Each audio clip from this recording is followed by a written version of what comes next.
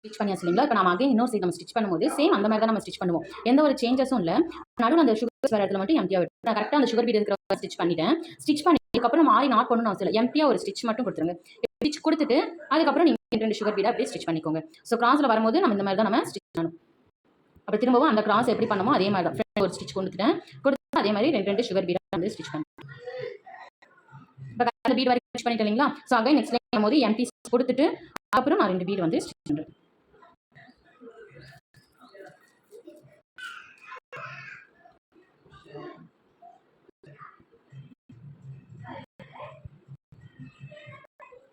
நான் எந்த இடத்துல லாக் எப்படி டர்ன் பண்றேன்னு மட்டும் பாருங்க. அப்போ உங்களுக்கு ஈஸியாவே இருக்கும். ஸோ எம்ப்டி ஸ்டிச் கொடுத்துட்டு அகைன் இப்படி ஸ்டிச் பண்றேன். இப்போ பாருங்க நமக்கு எப்படி ஒரு பெர்ஃபெக்ட்டான ஒரு பார்டர் வந்து கிடைச்சிருச்சு ஜிக்ஸாக்ல. அப்புறம் இதுக்கு மிடில் கேப் இருக்கு இல்லைங்களா? ஸோ இந்த பாக்ஸ்ல நம்ம வந்து 4 mm வந்து நம்ம ஸ்டிச் பண்ண போறோம். ஸோ நம்ம ஜஸ்ட் பார்த்து ஒரு 7-8 ஸ்டிச்சஸ் கூட நம்ம கொடுக்க மாட்டோம். பட் அந்த ஸ்டிச்சஸ்லயே நம்ம இந்த அளவுக்கு ஒரு கிராண்டான பார்டர் ஒர்க் போடுவோம். ஸோ இது வந்து நம்ம ஸ்டிச் பண்ணதுக்கு பார்க்கும்போது நல்ல ஒரு கிராண்டாவே நமக்கு இருக்கும். ஸோ கண்டிப்பா பிராக்டிஸ் பண்ணி பாருங்க. யூஸ்ஃபுல்லா இருக்கும். ஸோ நான் இது ஃபுல்லா ஃபினிஷ் பண்ணிட்டு உங்களுக்கு எப்படி இருக்கு சென்டர்ல வந்து அந்த 4 mm பீட் எப்படி ஸ்டிச் பண்ணுதுன்னு சொல்றேன். சேம் இதே மாதிரி தான் ஃபுல்லா நான் வந்து ஸ்டிச் பண்ண போறேன். ஸோ நம்ம பண்ணிருக்கோம் இல்லைங்களா? இந்த சைடு ஃபுல்லுமே இந்த பார்டர் ஃபுல்லுமே ஸோ ஃபுல் நெக் பாத்தீங்க மாதிரி இருக்கும். ஸோ நான் ஃபுல்லா தான் ஸ்டிச் பண்ண போறேன். ஸோ ஃபுல்லா ஸ்டிச் பண்ணிட்டு அதுக்கப்புறம் நம்ம இந்த கேப்ல வந்து 4 பீட் வந்து எப்படி ஸ்டிச் பண்ணுன்னு சொல்லிட்டு இப்போ பாருங்க நான் ஃபுல்லா ஸ்டிச் பண்ணிட்டேன். இப்போ நம்ம ஜிக்ஸாக் போட்டுட்டோம் இல்லைங்களா? இப்போ இந்த கேப்புக்கு நடுவில் நான் 4 mm பீட் வந்து ஸ்டிச் பண்ண போறேன். ஸோ 4 mm பீட் ஆல்ரெடி நம்ம ஸ்டிச் பண்ணது பார்த்தோம் இல்லைங்களா? ஸோ அதுதான் ஃபர்ஸ்ட் ஒரு ஸ்டிச் கொடுத்துட்டு அதுக்கப்புறம் ஒரு குட்டி லாக் போட்டுட்டு ஆரி நாட் போட்டு நான் ஃபினிஷ் பண்ணிக்கிறேன். ஸோ இந்த மாதிரி நம்ம நார்மலாக நம்ம கண்டினியூஸாக ஸ்டிச் பண்ணதை இங்கே ஜஸ்ட் சிங்கிள் பீடாக நம்ம வந்து ஸ்டிச் பண்ணிக்கிறோம். ஸோ ஒரு 4 mm லோட் பண்ணி ஒரு ஸ்டிச் குட்டி லாக்கு அதுக்கப்புறம் ஆரி நாட் போட்டு நான் வந்து ஃபினிஷ் பண்ணிக்கிறேன்.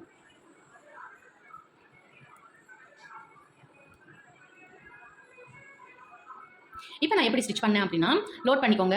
ஒரு ஸ்டிச் கொடுத்துட்டு குட்டியாக லாக் போட்டு ஆரி நாட் போடாமல் இந்த த்ரெட் இருக்கு இல்லைங்களா? அப்படி எந்த சைடு நீங்கள் ஸ்டிச் பண்ணீங்களோ அதுக்கு பேக் சைடில் லாக் போட்டுருங்க. ஸோ அப்படி லாக் பண்ணும்போது நமக்கு ஈஸியாக லாக் ஆயிரும். ஆரி நாட் போடணும்னு அவசியம் கிடையாது.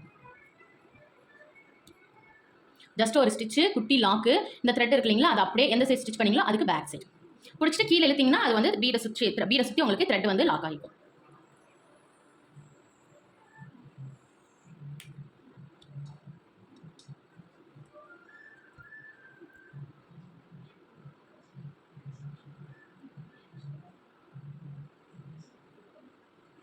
ஸோ நான் எப்படி பண்ணுறேன்னு பார்த்தாலே உங்களுக்கு வந்து ஈஸியாகிடும்.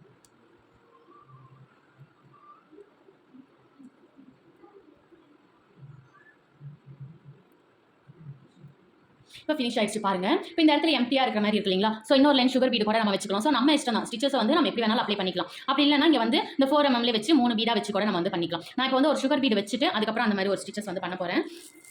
ஏன்னா இப்படியே நம்ம விட்டுட்டோம் அப்படின்னா டிசைன் வந்து எம்டியா இருக்கும். நம்ம ஒரு டிசைன் பண்றோம் அப்படின்னா அது எம்டியா இருக்கிற மாதிரி நமக்கு தெரியக்கூடாது. ஸோ நான் ஃபர்ஸ்ட் வந்து அந்த இதை சுற்றி நான் ஃபர்ஸ்ட் சுகர் பீடால ஒரு அவுட்லைன் வந்து நான் கொடுக்க போறேன்.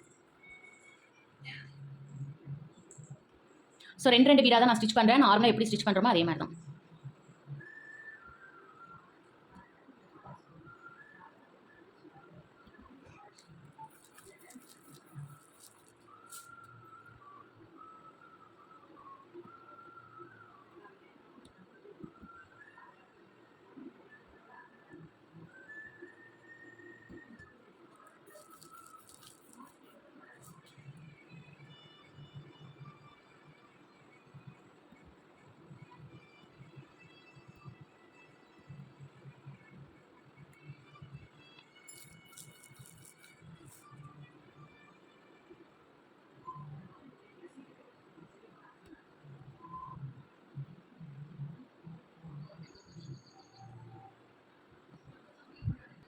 இப்போ நான் வந்து ஃபுல்லாக ஸ்டிச் பண்ணிட்டேன். இப்போ வந்து இந்த இடத்துல நமக்கு பிளைனாக இருக்கு இல்லைங்களா? ஸோ நான் ஒரு 4 mm எடுத்துக்கிட்டேன். ஒரு சுகர் பீட் லோட் பண்ணிக்கோங்க.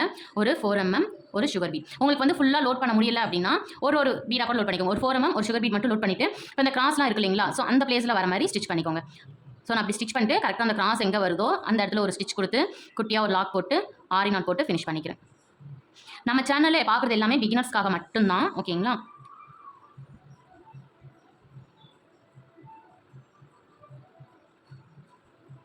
ஸோ உங்களுக்கு வந்து ஃபுல்லாக லோட் பண்ணி அதை வந்து பிடிச்சிட்டு இருக்க முடியல அப்படின்னா இந்த மாதிரி சிங்கிளாக கூட நீங்கள் லோட் பண்ணி ஒரு டைமும் நீங்கள் வந்து இப்படி லோட் பண்ணி ஸ்டிச் பண்ணிக்கோங்க. அப்போ உங்களுக்கு ஈஸியாக இருக்கும். இல்லை உங்களால் ஹேண்டில் பண்ண முடியுது அதை வந்து இப்படியே நம்மளால் பிடிச்சிருக்க முடியுது அப்படின்னா நீங்கள் ஃபுல்லாகவே இப்போவே ஒரே டைமில் கூட நீங்கள் லோட் பண்ணிக்கலாம். அப்போ உங்களுக்கு டைம் வந்து சேவ் ஆகும்.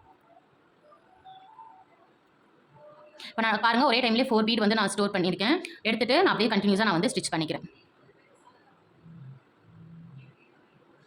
கரெக்டாக ஒரு 3 ஸ்டிச்சஸ் தான் நம்ம யூஸ் பண்ணியிருக்கோம். ஜரி த்ரெட்டில் ஒரு ஸ்டிச் செயின் ஸ்டிச் போட்டிருக்கோம். அப்புறம் சுகர் பீடால ஒரு ஸ்டிச் பண்ணியிருக்கோம். அப்புறம் த்ரெட்டில் லோடிங் ஸ்டிச் பண்ணியிருக்கோம். அப்புறம் அவ்வளோதான். இந்த சுகர் பீடை வச்சு தான் இது எல்லாமே நம்ம ஸ்டிச் பண்ணியிருக்கோம். 3 ஸ்டிச்சஸை வச்சு நம்ம ஒரு ப்ளவுஸ் ஒர்க் வந்து பண்ணுறோம். நம்ம ஆரி ஒர்க் ப்ளவுஸ் பண்ணணும் அப்படின்னா எல்லா ஸ்டிச்சஸும் நமக்கு தெரிஞ்சிருக்கணும் அப்படின்னு அவசியம் இல்லை. பேசிக்காக என்னென்ன பண்ணணும், எப்படி பண்ணணும்னு சொல்லிட்டு தெரிஞ்சிருந்தாலே போதும், நம்ம வந்து பர்ஃபெக்டாக பண்ணிடலாம். ஸோ நம்ம சேனலில் கண்டினியூஸாக வீடியோஸ் வந்து அதுக்கான வீடியோஸ் தான் அப்லோட் பண்ணிட்டு இருக்கோம். ஸோ சப்ஸ்கிரைப் பண்ணிட்டு பாருங்கள். கண்டிப்பாக உங்களுக்கு யூஸ்ஃபுல்லாக இருக்கும். இல்லை உங்களுக்கு தெரிஞ்சவங்க யாராச்சும் இதில் இன்ட்ரெஸ்ட்டாக இருக்காங்க அப்படின்னா அவங்களுக்குமே ஷேர் பண்ணுங்கள்.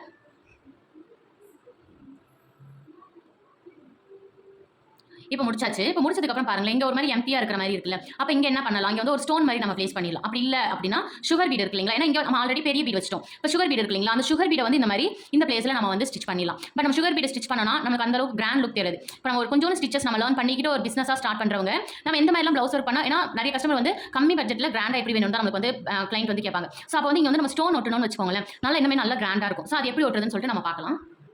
ஸோ நான் இந்த ஸ்டோன் தான் இப்போ வந்து ப்ளேஸ் பண்ண போகிறேன். ஸோ இந்த குண்டன் ஸ்டோன்னு சொல்லுவாங்க, இதை இல்லை ஃபிட்டிங் ஸ்டோன்னு சொல்லுவாங்க.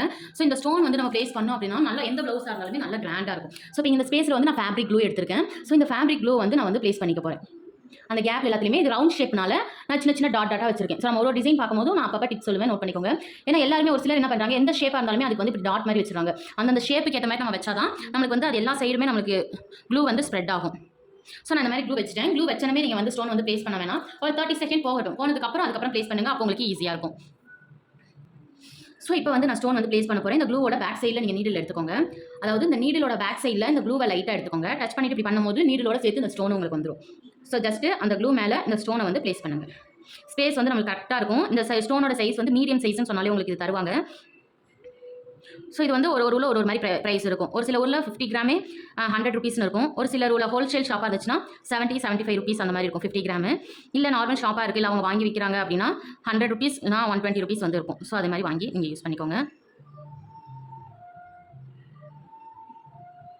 இதிலே கலர்ஸும் அவைலபிள் இருக்குது ஸ்டோனில். நான் வந்து இப்போ என்கிட்ட கோல்டன் கலர் இருக்கனால நான் கோல்டன் கலர் வந்து ப்ளேஸ் பண்ணுறேன்.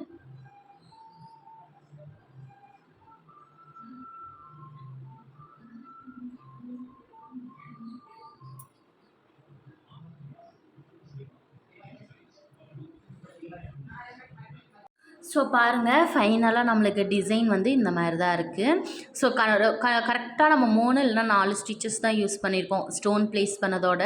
ஸோ அது 3 ஸ்டிச்சஸ் வச்சு நம்ம இந்த அளவுக்கு பர்ஃபெக்டாக ஒரு கிராண்டான லுக்கில் நம்ம வந்து ஒரு டிசைன் வந்து பண்ண முடியும். இது வந்து நெக்கில் ஸ்லீவில் பண்ணிவிட்டு புட்டாஸ் ஒர்க் பண்ணும்போது அவ்வளோ நல்லாயிருக்கும். ஸோ பிகினர்ஸ்க்கு இது கண்டிப்பாக யூஸ்ஃபுல்லாக இருக்கும்னு நினைக்கிறேன். ஸோ இந்த மாதிரி வீடியோஸ் வேணும் அப்படின்னா சேனலை வந்து சப்ஸ்கிரைப் பண்ணி வச்சுக்கோங்க, ஷேர் பண்ணுங்கள். நம்ம நெக்ஸ்ட்டு கிளாஸ்க்கான வீடியோஸில் வந்து பார்க்கலாம். தேங்க்யூ.